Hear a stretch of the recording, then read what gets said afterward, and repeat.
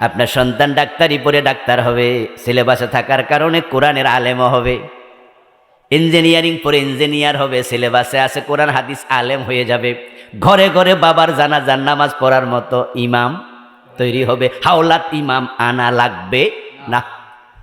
আরে বাবার লাশ সামনে রাইখা, মায়ের লাশ সামনে রাইখা সন্তান যদি ইমামতি করে, মুখ থেকে দোয়া আসবে না, দোয়া কলিজার ভিতর থেকে আসবে। আমরা তৃতীয় তাকবীর দিয়ে পড়ি না, আল্লাহুম্মা গফিরলি হাইয়িনা ওয়া মাইয়িতিনা ওয়া শাহিদিনা ওয়া গায়বিনা। বাংলা অর্থ কি? আল্লাহ আমারে ক্ষমা কইরা দাও, এই মৃত লাশটারে ক্ষমা কইরা দাও। আরে আপনার হুজুর, মসজিদের হুজুর লাশ বলবে, লাশ, উনারে ক্ষমা করো। আর আপনার সন্তান ইমাম হইলে কলিজার ভিতর থেকে বলবে, আমার বাবারে মারে ক্ষমা করো, ঠিক কি না? কিন্তু আমাদের সন্তানরা কি সবাই জানাজার ইমামতি করার মতো আমরা পারছি বানাইতে? সিলেবাসটা কেন এমন বানাইলো আমি বুঝি না। 92% মুসলমানের দেশ, কেন এমন হবে? কেন এমন হবে? নতুন নতুন কত সাবজেক্ট ঢুকলো। আমরা যখন ছাত্র ছিলাম তখন তো কম্পিউটার সায়েন্স ছিল না, শারীরিক শিক্ষা ছিল না। এখন কত সাবজেক্ট ঢুকছে, ইন্টারমিডিয়েট নাকি 13-14টা ঢুকে গেছে। হ্যাঁ, নতুন নতুন পৃথিবীর প্রয়োজনে লাগবে। তো দুনিয়ার প্রয়োজনে আমরা যখন এসএসসি দিছি বাংলা ছিল 100, এখন নাকি বাংলা 200। আমাদের এসএসসিতে ইংরেজি ছিল 100, এখন মাদ্রাসায়ও 200, স্কুল কলেজেও 200। তাহলে আপনি দুনিয়ার প্রয়োজনে ইংরেজি নাম্বার বাড়াইলেন, ফিজিক্স, কেমিস্ট্রি, বায়োলজি, রসায়ন, কত কিছু বাড়াইলেন, উচ্চতর গণিত, নরমাল জেনারেল ম্যাথ কত শিখাইলেন। আল্লাহর কোরআন রাসূলের হাদিস কি আপনার কাছে ওই দুনিয়ার একটা সাবজেক্টের মূল্য পাইব না? আল্লাহর কাছে কি জবাব দেবেন? আহা, কালকে আসতেছে একটা বেহায়া দিবস, 14 ফেব্রুয়ারি নাকি? কি যে হবে কালকে ঢাকায়, কি পরিমাণ কবিরা গুনাহ হবে এক ঢাকা ইউনিভার্সিটিতে, জাহাঙ্গীরনগর বিশ্ববিদ্যালয়, কল্পনা করতে পারবেন না। ওখান দিয়ে কালকে ফেরেশতা ডর রোয়াইব না, নামার পরিবেশে পাইব না। আপনার আজকে শাহবাগের মোড়ে যে গোলাপ ফুল আছে, এক একটা দাম 100 টাকা হয়ে যাবে। আরে কত কপত কপতি হাতে হাত ধরে কালকে হাঁটবে। ভালোবাসা দিবস নাকি? ভালোবাসা উপসে পড়ে, ভালোবাসা বিতরণ করবে।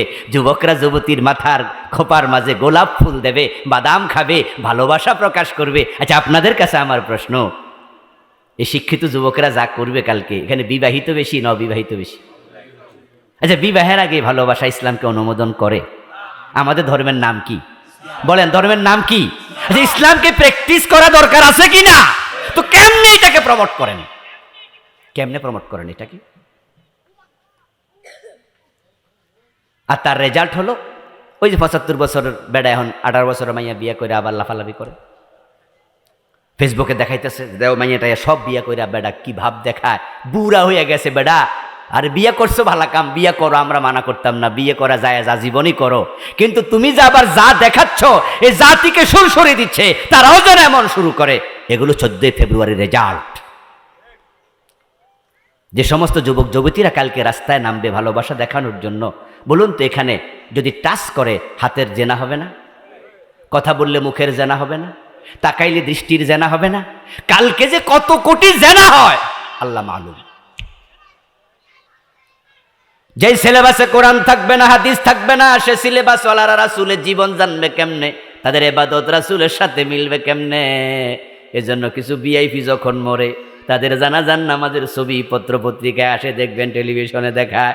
কয়দিন আগে দেখলাম একজন নায়ক মারা গেছে, তার জানাজার নামাজ পড়ার জন্য উনার হিতাকাঙ্ক্ষীরা গেছে।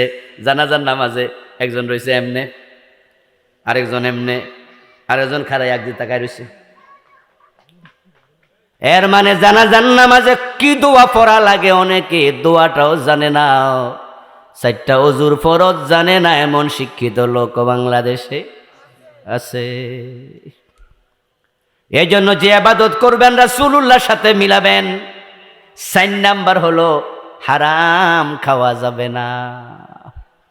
বাংলাদেশটা তো হারামের মাঝে ডুবে আছে বলা চলে।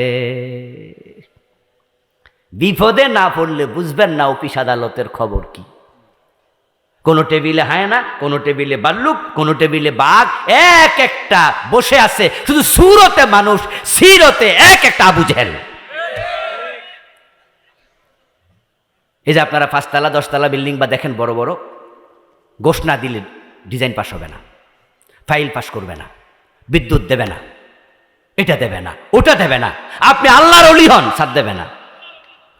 আমি ওমরায় যাব, পাসপোর্টের সমস্যা, পাসপোর্ট করছি, থাকি তো ঢাকায়, ঢাকায় ঠিকানা গেলে এনাফ, কিন্তু না, ওরা দেশের ঠিকানা লোক পাঠাইছে, পুলিশ পাঠাইছে। তো পুলিশ আমার বাড়ি গেল ভেরিফিকেশনের জন্য, গিয়ে ফোন দিল যে আপনার বাড়ি আসছি, এখন আপনার পাসপোর্টের ব্যাপারে কথা বলার জন্য। আমি বললাম যে ভাইজান ধন্যবাদ, গেছেন। তা আমার বড় ভাইয়ের কাছে কইতাছে, কত কষ্ট করে যে আইসি, কিছু দিব না। তো আমি তখন বললাম ভাইকে বললাম যে বলেন যে ভাই তো ওমরায় যাবে, ওমরায় যাওয়ার জন্য পাসপোর্ট করছে। তখন এবার বলতে চায় তাহলে যান, এমনি নর্মাল তো 3000 দেয়, আপনি 2000 দেন, 1000 মাফ, ওমরার জন্য মাফ।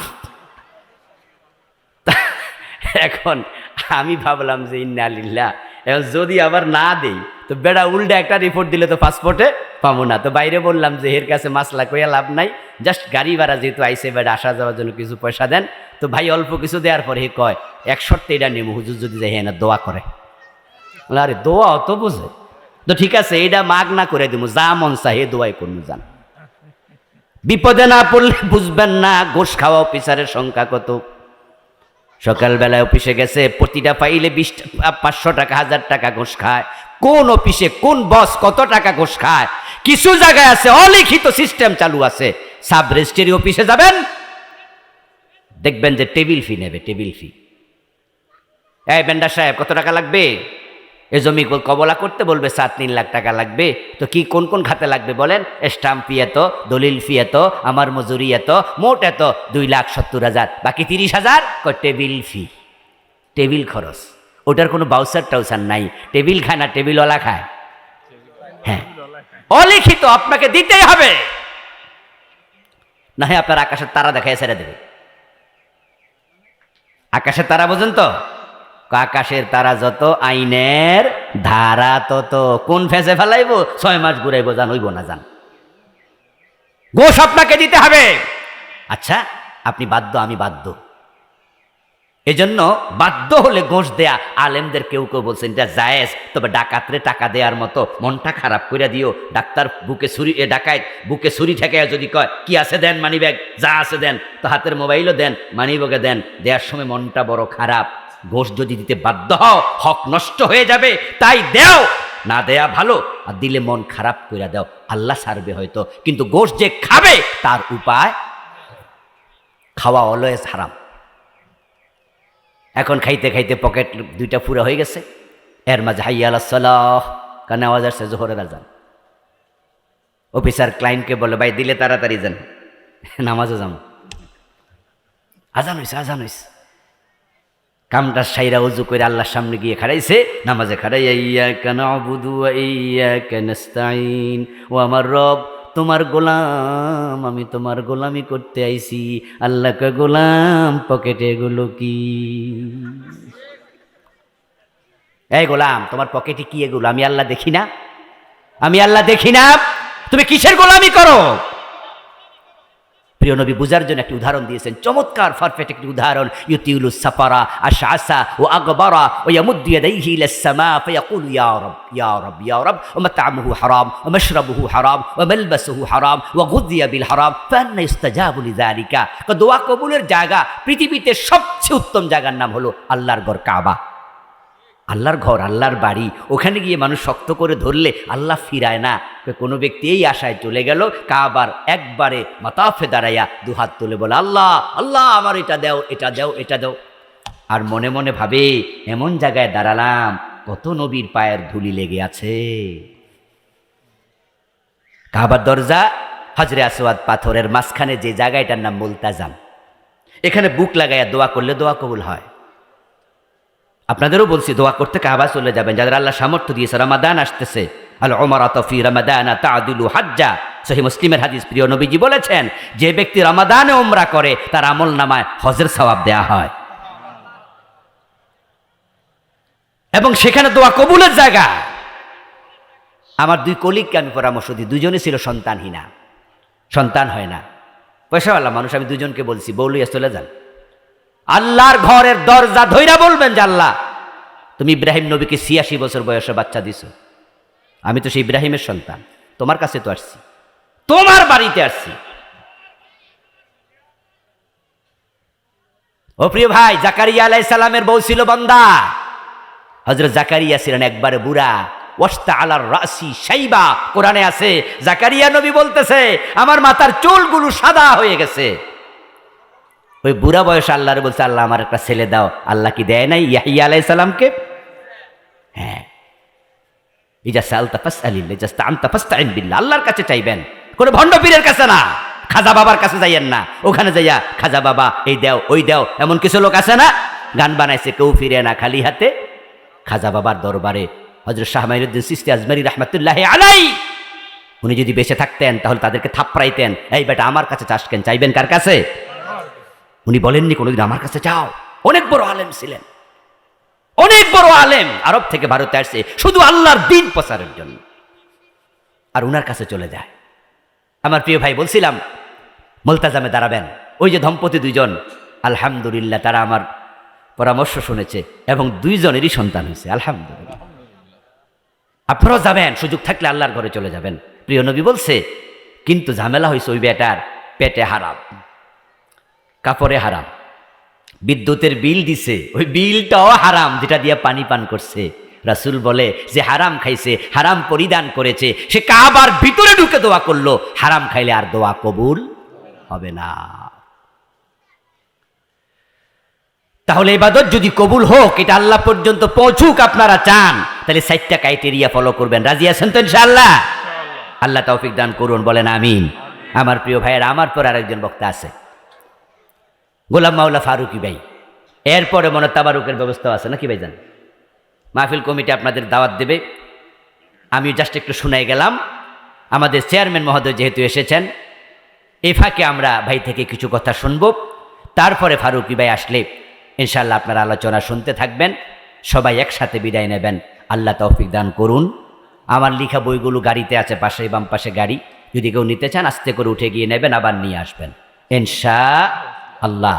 না স্টেজে নয়, গাড়িতে নিতে হবে। যে আমরা চেয়ারম্যান ভাই থেকে একটু কথা শুনি, যাবেন না? তারপরে আমরা ফারুকি ভাইয়ের আলোচনা শুনবো ইনশাআল্লাহ। হাযা মা ইনদি ওয়াল ইলমু ইনদাল্লাহ আলাইহি তাওয়াক্কালতু ওয়া ইলাইহি উনীব।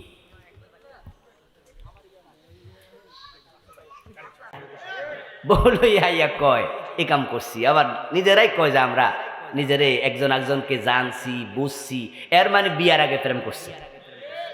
বুইরা খাটাস, লজ্জা থাকা উচিত, ঠিক কিনা? আরে ভাই, বিবাহ করছো তো করছো, বিবাহ জায়েজ জিনিস, তো গোপন টোপন রাখো। এটা তোমার নাতনির বয়সী, তোমার বয়স 70, তোমার বউয়ের বয়স 18, এটা ফেসবুকে আবার বলতে হবে পুরা জাতিকে নির্লজ্জ বানাতে চায়। কত বড় জানোয়ার! আর এগুলো হচ্ছে 14 ফেব্রুয়ারি বিশ্ব ভালোবাসা দিবসের ফলাফল। আগামী দিন তো কি 14 তারিখ নাকি? এটার নাম দিছে ওরা ভ্যালেন্টাইন ডে, বিশ্ব ভালোবাসা দিবস। আমরা বলি না, ভালোবাসা শব্দকে অপমান করা যাবে না, হেও করা যাবে না, এটার সাথে শব্দ যায় না। এই জন্য দিবসের নাম ভালোবাসা দিবস না, এটা বিশ্ব লাম্পট্য দিবস, বিশ্ব বেহায়া দিবস, বিশ্ব নির্লজ্জ দিবস। আগামীকালকে আপনাদের কাছে আমার অনুরোধ থাকবে, যারা ফেসবুক চালান, কারণ এই বিশ্ব বেহায়া দিবসটা বাংলাদেশে এটা আজ থেকে 20-25 বছর আগে কিন্তু ছিল না। আমরা ছাত্র জীবন ও বিশ্ব ভালোবাসা দিবস নামে কোনো দিবস শুনিনি। বাংলাদেশে একজন সাংবাদিক লাল গোলাপ একটি অনুষ্ঠান করার মাধ্যমে তিনি এই দিবসের আমদানি করাইছে। এই লোকটাকে পাশ্চাত্যে লেখাপড়া করা লোক, তো যাকে আমি তাকে কিছু বললাম না। মিডিয়ার মাধ্যমে বিশ্ব ভালোবাসা দিবস এদেশে এসেছে। এখন আমাদের প্রত্যেকের হাতে হাতে মিডিয়া আছে, আমরা প্রত্যেকে এখন লিখতে পারি। আগে সাংবাদিকরা লিখত, সেখান থেকে আমরা জানতাম। এখন ফেসবুকে মানুষ খবর দেয়, সাংবাদিক সেখান থেকে জেনে টেলিভিশনে দেখায়। ফেসবুক শক্তিশালী মিডিয়া। আমরা প্রত্যেক ফেসবুক ওয়ালা আগামী দিন এক লাইন হলো দেখে দিতে চাই, 14 ফেব্রুয়ারিকে না বলুন এটা ভালোবাসা দিবস না, এটা হচ্ছে বিশ্ব লাম্পট্য দিবস, বেহায়া দিবস। লিখতে রাজি আছেন না নাই? প্রতিবাদ শুরু করে দেন। মিডিয়া দিয়ে প্রমোট পেয়েছে, এই ভালোবাসা দিবস নামে বেহায়া দিবসকে মিডিয়া দিয়ে আমরা বিনাশ করে দেব ইনশাআল্লাহ। আমার বন্ধু, এই যে বিয়া করলো 65 বছর বয়সে, বেটা করুক গা, বুড়া বয়সে কি বিয়া করবে না করুক, ইসলামে মানা নাই। কিন্তু উনি যে বয়সী মেয়েকে বিয়ে করলেন, করার পর আবার বলছে আমরা প্রেম করছি আগে। বিবাহের আগের প্রেম কি হালাল না হারাম? তখন কথা বললে মুখের জেনা, গায়ে হাত দিলে হাতের জেনা, চোখে তাকাইলে চোখের জেনা, ঠিক কিনা? আল্লাহর নবী বলছে যে বৃদ্ধ বয়সও জেনা করে তার দিকে আল্লাহ ফিরে তাকাবেন না। 2 নাম্বার, ওয়া মালিকুন কাযযাব, আল্লাহ তাকাবেন না সেই নেতার দিকে, সে এমপি মন্ত্রী বিচারকের দিকে যারা ক্ষমতা পাওয়ার পরও মিথ্যা কথা বলে। মিথ্যা কথা বলা জায়েজ না হারাম? সগীরা না কবিরা? মানুষ যখন মিথ্যা বলে তখন তার কাছে রহমতের ফেরেশতা থাকে না। কালান নবিয়্যু সাল্লাল্লাহু আলাইহি ওয়াসাল্লাম, ইযা কাযাবাল আবদু তাবাআদানহুল মালাকু মিলান মিন্নাতি মা জাআ বিহি। যখন কেউ একটা মিথ্যা কথা বলে তার মুখ থেকে একটা দুর্গন্ধ বের হয় যেটা মানুষ টের পায় না, রহমতের ফেরেশতা টের পাইয়া 1 মাইল দূরে চলে যায়। মিথ্যা কথা বলেন এমন 2-4 জন আজকের মাহফিলে আসেনি? আজ থেকে আর বলবেন না ইনশাআল্লাহ, মিথ্যা বলবেন না, মিথ্যা বলবেন না। এখন মানুষ বিপদে পড়ে মিথ্যা কথা বলে, পুলিশ ধরছে, হাতের মাঝে একটা বড় ডান্ডা, এক ছেলে সিসকে চোর, চুরি করার জন্যই বের হয়েছে, অথবা কিছু দোকান থেকে মালামাল কিছু চুরি করছে। পুলিশের হাতে ধরা পড়ার পরে পুলিশ কয় তুই চুরি করছ? বেটা যদি কয় জি, সে নিশ্চিত লাঠি দিয়া পিটাবে, ধরে জেলে দেবে। তাই জান বাঁচানোর লাইগা চোরেও মাঝে মাঝে মিছা কথা কয়, কয় স্যার না, আমি তো চোর না, আমি ভালো মানুষ, এখানে অমুক কাজে তমুক কাজে আইছি। এই বেটার মিথ্যাটা হলো জান বাঁচানোর জন্য, নিজেকে সেভ করার জন্য বিপদে পইরা বলছে। আর যারা নেতা তারা বিপদে পড়ে বলে না, কারণ তারা তো ক্ষমতাওয়ালা, তারা মিথ্যা বলে মানুষের উপর জুলুম করার জন্য। এজন্য যে নেতা মিথ্যুক হয়, হাসরের ময়দান আল্লাহ তার দিকে ফিরে তাকাবে না। সাবধান, সাবধান। আজকে আমার সামনে যারা বসে আছে, ইয়াং যারা আছে, তারাই তো একসময় এমপি হবে, মন্ত্রী হবে, নেতা হবে, এলাকার মেম্বার, চেয়ারম্যান হবেন। ক্ষমতা হওয়া পাওয়ার পরে আপনি মিথ্যার ব্যাপারে সাবধান থাকতে হবে। আরো 3 নাম্বার, ওয়াইলুন মুস্তাকবির, গরিব অহংকারী। আল্লাহ যে গরিব লোক অহংকার করে তার দিকে তাকাবে না। অহংকার করা এমনি হারাম। অহংকার মানে নিজরে বড় মনে করা। যে বেটা গরিব ভিক্ষা করে মানুষের দয়ায় চলে, ও বেটা তো সামাজিকভাবে সবাই বুঝে বেটা বড় না, বেটা তুমি ছোট। এখন ছোট হওয়ার পরও যদি অহংকার ভাব দেখায়, আল্লাহ কয় দেখছুনি হেতে এমনি ছোট আর বড় লোকই করে, আমি আল্লাহ তার দিকে তাকাবই না। এজন্য অহংকার করবেন না, বিশেষ করে যদি আপনি দরিদ্র হন। অহংকার করা আপনার জন্য ডাবল হারাম। কিন্তু আমরা কিছু ভিক্ষুককে দেখি অহংকার করতে। কি করব ভাই, 5 টাকার নোট দেন, ঢাকা শহরে 5 টাকা ভিক্ষা দিলে নিতে চান, বুঝলেন? এমন ভাবে ভাব দেখা যেন ভিক্ষা দিয়ে আমরা অপরাধ করছেন, এবং এমনি তাকাবে বড় চোখ দিয়ে। তা আপনি যদি বলেন যে কি রে ভাই এরকম চাষ কেন, তখন বলবো মিয়া এই 5 টাকা চলে। তা আপনার যদি কোন যে নাই তো আর, তাহলে কব না থাকলে হাঁটেন কেন, পাশে বইয়া যান, জায়গা খালি আছে। এবং অনেকে আছে যে আপনি টাকা দেবেন না তো জোর করে নেবে, বাপটা এমন যে আপনাকে দিতে বাধ্য করবে, আর কথা বললে বেয়াদবি করে ফেলবে। এর মানে তার বাপ সাপ মোটেও কিনা ভালো, বিনয় নাই। আল্লাহ তাআলা অহংকারী গরিবের দিকে তাকাবেন না, বড় জঘন্য বিষয়। আরেকজনের দিকে আল্লাহ তাকাবেন না। রাসূলুল্লাহ বলেছেন অন্য হাদিসে, সালাসাতুল লা ইউকাল্লিমুল্লাহু ইয়াওমাহুমুল্লাহু ইয়াওমাল কিয়ামা আল মান্নান, যে দান করে খোঁটা দেয় তার দিকে আল্লাহ রহমতের নজরে তাকাবে না। এই বদস্বভাব এখানে যারা আছে অনেকের ভিতরে আছে। উপকার কইরা খোঁটা দেয়, যদি দেখা যায় যে হে আপনার পক্ষে কথা বলে নাই, মুখের উপর কইয়া দেয় তোর অমুক দিন এটা দিছিলাম বুইলা গেলি বুঝি। রিক্সা কিনে দিয়েছেন, জাকাতের রিক্সা, জাকাতের টাকা, তার হক, আপনি কিনে দিয়েছেন রিক্সা। পরের বার আপনি মেম্বরি খারাইছেন, চেয়ারম্যানই দাঁড়াইছেন, হে যদি অন্য দলে ভোট দেয় আর জানেন, তখন মুখের উপর কয়ে দেয় রিক্সা কিনে দিয়েছিলাম না, ভুলে গেছেন। এজন্য দান করে ভুলে যাবেন, দান করে খোটা দিলে আল্লাহ রহমতের নজরে তাকাবে না। এর আগের গুনাগুলা শুইনা আমরা কিন্তু ভয় পাইছি, খাইছি রে, কিন্তু এটা শুইনা অনেকে ভয় পায় না, কারণ খোটা তো এমিয়ে দেয়। কিন্তু জঘন্য ব্যাপার, কারণ আপনি খোটা দেয় আর কে? যা আপনি দিয়েছেন এই মালিকানা কি আপনার ছিল? এই ভাই, আপনি যে তাকে টাকা দিলেন, টাকা দিয়া খোটা দিলেন, আপনার মায়ের পেট থেকে আটার সময় কয় টাকা ছিল আপনার কাছে? এই জন্য খোটা দেওয়ার মালিক একমাত্র আল্লাহ, এটা শিরক বটে। এই জন্য আল্লাহর একটা নাম আছে মান্নান, আসেনি? আমরা মানুষের নাম রাখি না আব্দুল মান্নান। আপনি মান্নান নয়, আপনি আব্দুল মান্নান। খোটা আল্লাহ দেবেন, কারণ আপনি খোটা দেবেন কেমনে? আপনার তো কিছু নাই, আপনার কাছে যা আছে সব তার মালিককে। এই জন্য প্রিয় নবীজি যখন কিছু বন্টন করতেন তখন বলতেন ওয়াল্লাহু ইউতি ইন্নামা আনাল কাসিম, আমি যে দিলাম আমি কিন্তু দাতা না, দাতা হলো আল্লাহ, আমি শুধু বন্টনকারী। আবু হানিফা রাহমাতুল্লাহি আলাইহি যখন কাউকে কিছু দিতেন, দেওয়ার পরে তিনি বলতেন উশকুরিল্লাহ, শুকরিয়া আল্লাহর করো, আমার না। আমরা তো দিলে কই ধন্যবাদ, থ্যাংক ইউ, শুকরান, এগুলো না জায়েজ না। কিন্তু আবু হানিফা বলতেন আমার শুকরিয়া দরকারই নাই, কারণ আমি তো দাতা নই, দাতাকে। আল্লাহ তাআলা রহমতের নজরে তাকাবে না ওই পুরুষের দিকে যেই পুরুষ টাকনুর নিচে কাপড় পরে। নাউজুবিল্লাহ পড়বেন নি? এই মামলার আসামি আজকের মাহফিলে 2-4 জন আছে না নাই? মাসবালা মিনাল কাবাইনি মিনাল ইজারি ফিন্নার, টাকনুর নিচে কাপড় পরো না। রাসূল বলছে টাকনুর নিচে যে পুরুষ কাপড় ঝুলাবে ওই অংশটুকু জাহান্নামের আগুনে জ্বলবে। এ কথার অর্থ এই না আল্লাহ 3 ইঞ্চি 5 ইঞ্চি 2 ইঞ্চি জাহান্নামের আগুনে দেবে।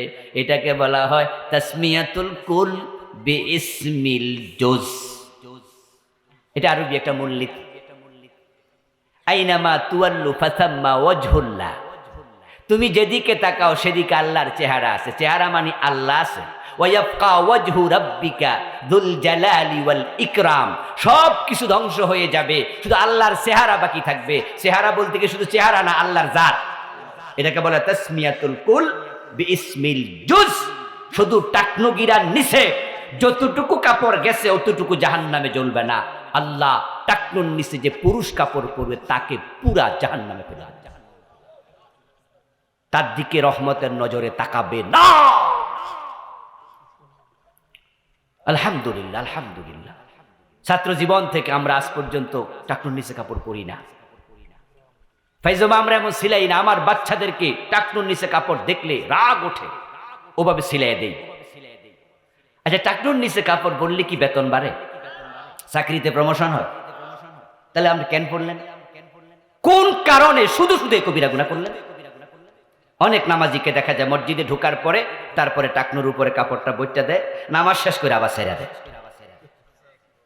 বিশেষ করে যুবক ভাইরা করছেন, এমন প্যান্ট সিলাবেন যে প্যান্ট টাকনুর নিচে যাবে না। যদি যায় এটাকে এমন ভাবে বটবেন স্থায়ীভাবে টাকনুর নিচে কোনোভাবে কাপড় নিচে নামতে দেয়া যাবে না। পারবেন তো ইনশাআল্লাহ? আল্লাহ তাকাবে না, সাবধান আমার বন্ধু। আল্লাহ তাআলা তাকাবেন না ওই ব্যক্তির দিকে যে ব্যক্তি দায়ুস, যে দায়ুস হবে রহমতের নজর আল্লাহ তাকাবে না। অন্য হাদিসে পাওয়া যায় দায়ুস লা ইয়াদখুলুল জান্নাহ, দায়ুস জান্নাতেও যাবে না। এখন দায়ুস কে? যে মহিলা চুল সাইরা চলে, আমরা মনে করি ওই যে দায়ুস যায়, অথচ না রে দোস্ত, দায়ুস নারীবাচক শব্দই না। আমাদের এলাকায় যে মেয়েটা উস্কু খুস্কু চলে হেরে কিন্তু আমরা দায়ুস কই গালি দিই, আরে এটা দায়ুস নয়, এটা ভুল ব্যবহার। দায়ুস শব্দটা হলো পুরুষবাচক শব্দ। আর দায়ুস লা ইয়াদখুলুল জান্নাহ, লা তাদখুলু, রাসূল বলেননি দায়ুস পুরুষ জান্নাতে যাবে না। এখন দায়ুস কোন পুরুষ? দায়ুস এ টুপিওয়ালা, দাড়িওয়ালা, পাঞ্জাবিওয়ালা? হ্যাঁ, এ হাজী সাহেব দায়ুস, যদি তার মেয়ে বেপরদায় চলে। রাসূলকে জিজ্ঞাসা করা হলো, ইয়া রাসূলুল্লাহ ওয়া মা দায়ুস? قال الذي لا يبالي من يدخل في اهله, হুজুর দায়ুস কে? প্রিয় নবী বলে ওই পুরুষ, যে পুরুষ ঘরের নেতা অভিভাবক, তার ঘরে কে আসলো কে গেল খবর নেয় না, তার মেয়ে কার সাথে আড্ডা দেয়, খালতো ভাইয়ের সাথে, শাস্তো ভাইয়ের সাথে, দুলাভাইয়ের সাথে, অমকের সাথে, তমকের সাথে। আপনার যুবতী মেয়ে আপনার নিজের বউ আড্ডা দেয় পর্দা লঙ্ঘন করে, আপনি এ নিয়ে ভাবেন না। আপনি মনে করেন অসুবিধা কি? আপনি দায়ুস যদি আপনি হজকারী হাজী সাহেব হন। আপনার মেয়েটা এসএসসি ইন্টারমিডিয়েটে পায়, এমন কিছু গার্ডিয়ান আছে না নাই? এই যুবক ছেলের সাথে তার পর্দা কি নফল না ফরজ? আপনি বাবা দায়ুস। নিজের বউটা বেপরদায় চলে, আপনি বাধা দেন না, আপনি স্বামী দায়ুস। হ্যাঁ আপনি নামাজি, কিন্তু আপনি দায়ুস। রাসূলের বক্তব্য হচ্ছে দায়ুসের দিকে আল্লাহ তাকাবে না। আল্লাহর গায়রতে লাগে, আল্লাহর গায়রতে লাগে। এখানে অনেকে শিক্ষক আছেন, শিক্ষক না হলে ছাত্র তো আপনারা অনেকেই, আমরা সবাই ছাত্র, কেউ কেউ আবার শিক্ষকতা করি। আচ্ছা, ক্লাসে যদি আপনার শিক্ষক আপনাকে কোনো কথা বলতো, এই এদিকে আসো তো, আপনি দাঁড়ালেন, জি স্যার, অফিস থেকে ডাস্টারটা নিয়ে আসো। ওই ছাত্র যদি ডাস্টারটা না আইনা বসা থাকে অথবা দাঁড়াইয়া থাকে বা যাবো না বলে দেয়, শিক্ষক কি মাইন্ড করবে না? বেয়াদব বলবে না? ওই ছাত্রের সাথে পরবর্তীতে ভালো আচরণ করবে, তার দিকে ভালো নজরে তাকাবে। তো আল্লাহ বলছে বউ পর্দা করাও, মেয়ে পর্দা করাও, তুমি পর্দা করো, মেয়েদেরকে শাসন করো, সন্তানদের নামাজ পড়াও। আপনি আল্লাহর কথা শুনলেন না, ডজন ডজন আল্লাহ রহমতের নজরে তাকাবে। আল্লাহর গায়রতে লাগে। আমার খাও, আমার পড়ো, আমার অক্সিজেন গ্রহণ করো, আমার আলো আমার বাতাস দিয়ে চলো, আর আমি আল্লাহর কথা শোনো না, তুমি শয়তানের কথা শুনছো, যাও তোমার দিকে কিয়ামতের মাঠে আমি আর নজর দিয়ে তাকাবো না। আমার প্রিয় বন্ধু, ওই সমস্ত সন্তান জান্নাত পাবে না, আল্লাহ রহমতের নজরে তাকাবে না, যে সন্তানের উপরে তার মা বাবা নারাজ হয়ে আছে, ওই অবস্থায় তাদের মৃত্যু হয়। মা বাবা নারাজ, আল্লাহ নারাজ। এজন্য যদি রহমতের দৃষ্টি চান, মা বাবার সাথে ভালো ব্যবহার করুন, ভালো ব্যবহার করুন। রাসূলুল্লাহ মেরাজের রাতে জান্নাতে ঢুকে দেখেন আল্লাহর এক বান্দা কোরআন তেলাওয়াত করছে, তার নাম ছিল হারেসা বিন নোমান। তেলাওয়াতরত দেখে জিবরিলকে প্রশ্ন করলেন, মান হুয়া, লোকটার পরিচয় কি? কোরআন পড়ছে জান্নাতে, কি সৌভাগ্য বটে, জান্নাতও পেল, কোরআন তেলাওয়াতের অনুমতি আল্লাহ দিল। রাসূলকে জিবরিল বলেন, হুজুর চিনেন নাই আপনার সাহাবী হারেসা, অথচ হারেসা তখনও মারাই যায় নাই। রাসূলুল্লাহ দুনিয়ায় ফিরে আসলেন, হারেসাকে ডাকলেন, হারেসা এমন কি নেক আমল করো, আমি তোমারে জান্নাতে দেখে আসছি কোরআন তেলাওয়াতরত। হারেসা জবাব দে, হুজুর অন্য অন্য সাহাবাদের মতোই তো আমল করি, আপনি যা শিখান তাই তো করি, তবে একটা অতিরিক্ত আমল আছে, আমার একজন বুড়া মা আছে যে নিজ হাতে খাইতে পারে না, এত বুড়া, আমি হারেসা তারে খাওয়াই, তারে না খাওয়াই আমি খাই না। গোসল করতে পারে না, গোসল করাইয়া দেই, চালের চুলের মাঝে মাথা বেনি করে দেই, আমি গায়ে তেল পর্যন্ত মেখে দেই। লোকজন এসে সাক্ষী দিল, ওয়াকানা বাররান নাস বিউম্মিহি, হুজুর ঠিক বলেছে, তার মায়ের সাথে অনেক দারুণ আচরণ করে। আমার রাসূল এটা শুনে 3 বার বললেন, কাযালিকুমুল বির, কাযালিকুমুল বির, কাযালিকুমুল বির। হারেসা বুঝতে পেরেছি রে, তোর মায়ের দোয়ার কারণে দুনিয়ায় থাকতে জান্নাত পেয়ে গেছি। যাদের ঘরে মা বাবা আছে, ঘরে জান্নাত আছে, ওদেরকে খেদমত করবেন, রাজি করবেন, খুশি করবেন, মার আদর করবেন, বাবার আদর করবেন, যা লাগে দিবেন, নিজে না খাইয়া খাওয়াই দিবেন। দুটা নিয়ামত, দুটা নিয়ামত। দাঁত হারাইয়া দাঁতের মর্ম বুঝেন না, দাঁত থাকতে বোঝেন। আর তারা যদি নারাজ থাকে আর আপনি অবস্থায় মরে যান, বা তারা নারাজ অবস্থায় মরে যায়, হাসরের ময়দানে আপনি জান্নাত পাওয়া দূরের কথা, আল্লাহ আপনার দিকে রহমতের নজরে তাকাবেই না, তাকাবেই না। যুবকেরা সাবধান, যুবকেরা সাবধান।